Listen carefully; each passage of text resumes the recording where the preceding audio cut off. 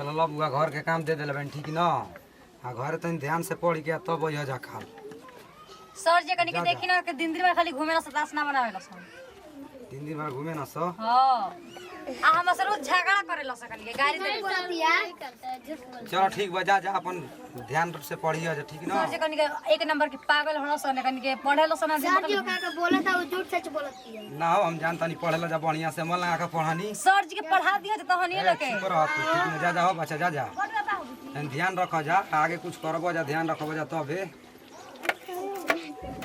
कनी के दिन तक चिया रह सर जी अब बताइए तू टाइम से आ जाई घर ठीक न अरे सर जी हम कितना बजे बताओ तो नहीं कि बताइए तो ना करे ना 1 घंटा पहले आ जा एक्स्ट्रा क्लास को जाई तार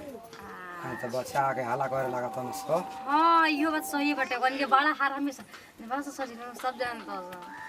चलो ठीक बा ठीक बाटे तब सर जी जाता नहीं चलो निकल टाइम से आ जाई घर ठीक न ठीक बा सर जी लव यू बताओ हो ई बेरा हो लगले झाड़ू ना लगा रहे ई आदमी काम कर होय देख बिटुइया के ई कौन बेराटे हो पढ़ के आवे के हां ना हो गेल बजे तने लेट हो लेट त का करी आ खरकटवा मरकटवा पढ़ के आगुल सुना त इहे बेराटे हो हां अरे तने लेट हो लटे लेट हो गेलटे तोहरे एगो लेट हो जाताटे और कौन लइका लइकी नहीं खसन जब देखो तब खाली डरत रहे काहे लेट ना होला लेट ना होला तारे हर गरी से देखत नहीं घरी लेट करके आव तड़ू जा अपन काम करो रखो चल के गड़ा पे बर्तन रखला माजे ना तब ये बतावे लागम होय देखो काम दिन पड़ले बड़ुआ भी करे के खाली दीदी झाड़ू लगइले बानी अब बर्तन धो के सर से करे खाना बनाए के बा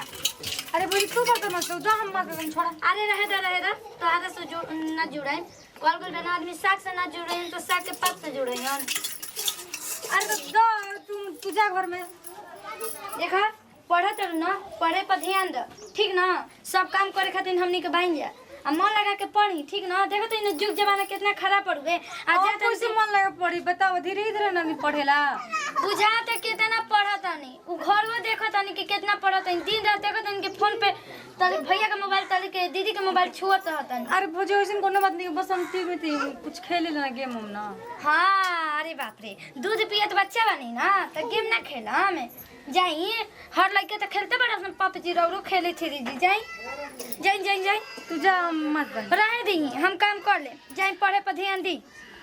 आब तनी बर्तन धोए पढ़े पर ध्यान नहीं के भाई ले आब तो कमा के कि पढ़ जा बुचिया पढ़ जा और पढ़ लिख लेबू तो हमरा के ना दे देबू तोहरे काम आई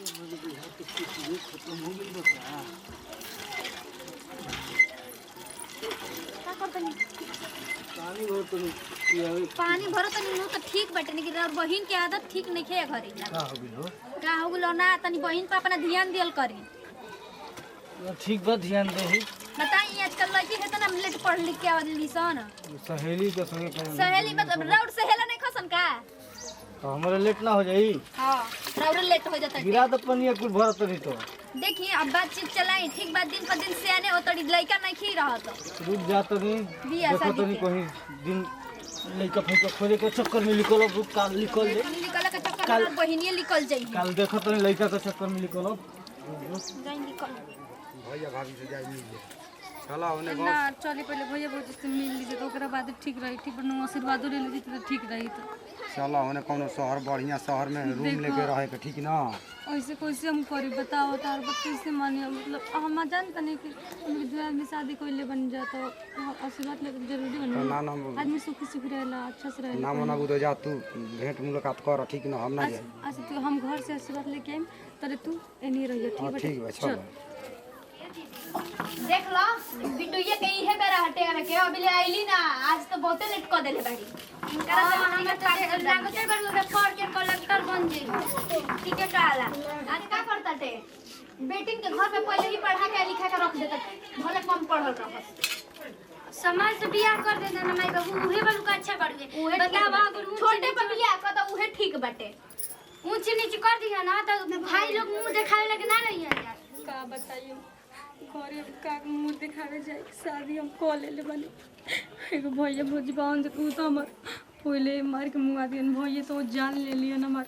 अब का करी देखो जाता नहीं घर में के बाटे आशीर्वाद लेके बोलो हम चलिए बहाना कुछ बना के तो बनी जानू तो भैया और उनकर बोले लगा तो जा लेकिन मारा तड़ी जटा ये दीदी सामने का टाटोलो के कारवा कोटोरिया ले ले ए दीदी हाय देखी अरे दूर रहा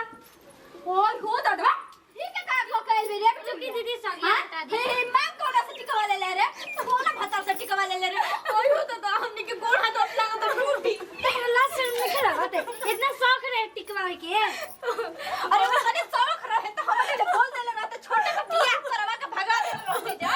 अरे टिकवा के तो कहे ना चार में लोग करे साथवा भैया एगो सर जी का सर जी से हम प्यार करी उनके से शादी कैले बानी हम घर बिना रहना जो पाए शिक्षा दे सो को ले बिया अरे कहे ना अपने भाई ले बोले हमरे ले बोले तो देशो को मास्टर वाले हमरे के बिया कर दिले ना के क्या तार बना ले लू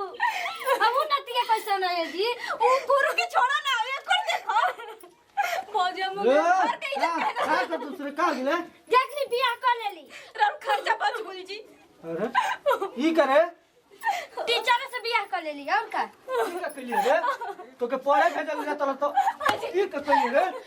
आ तोहन तो घरवा में का करतो सब देख रेख नहीं करके चली जा हम उमर भैया तो देखो चलल जी का तो घरवा में कम से कम बारू से तो समझाओ बुझाओ के ना चाहिए लेकिन के हमनी के क्या बोला तनी चाहिए हमनी के डाटा तुरंत जब के बोला त उसने मेरे बहिनी है के कहीं इकलौती बहिन भी है अब का बोले इकलौती लिखल गल देखिए हमरा के मत मार तू तो इज्जत तो ले ले पूरी इज्जत तो ले ले हम लगते पहले बात इज्जत ले ले ना ना पूरी इज्जत ले ले आजकल